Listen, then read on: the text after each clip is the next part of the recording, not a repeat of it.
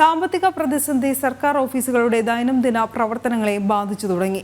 വൈദ്യുതി തുക അടയ്ക്കാത്തതിനെ തുടർന്ന് KSEB എറണാകുളം കളക്ടറേറ്റിന്റെ ഫ്യൂസ് ഊരി.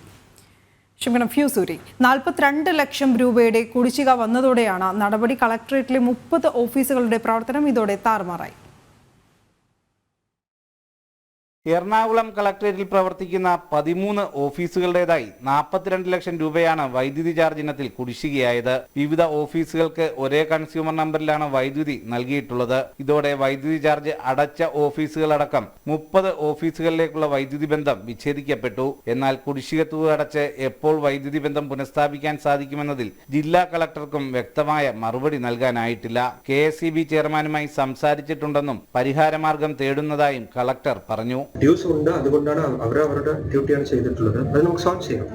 മിക്ക ഓഫീസുകളുടെയും പ്രവർത്തനം ഓൺലൈൻ സംവിധാനത്തിലായതിനാൽ വൈദ്യുതി മുടങ്ങിയതോടെ പ്രവർത്തനം പൂർണ്ണമായി നിലച്ച സ്ഥിതിയിലാണ്. ഇത് മൊത്തത്തിൽ എല്ലാത്തിനും കൂടെ ഒറ്റ മീറ്റർ ആയതുകൊണ്ട് ഡിസ്കണക്ട് ചെയ്തപ്പോൾ മൊത്തത്തിൽ അടച്ച ഓഫീസുകൾക്കും ഡിസ്കണക്ഷൻ ആയിപ്പോയി. നമുക്കിപ്പോൾ ഞങ്ങൾ ഒന്നും ചെയ്യാൻ പറ്റുന്നില്ല. കാരണം എല്ലാം ഈ ഓഫീസ് ആയതുകൊണ്ട് സിസ്റ്റം ഇല്ലാതെ നമുക്ക് വർക്ക് ചെയ്യാൻ പറ്റില്ല. അപ്പോൾ നമ്മുടെ ഡെയിലി വർക്ക് നടക്കുന്നില്ല.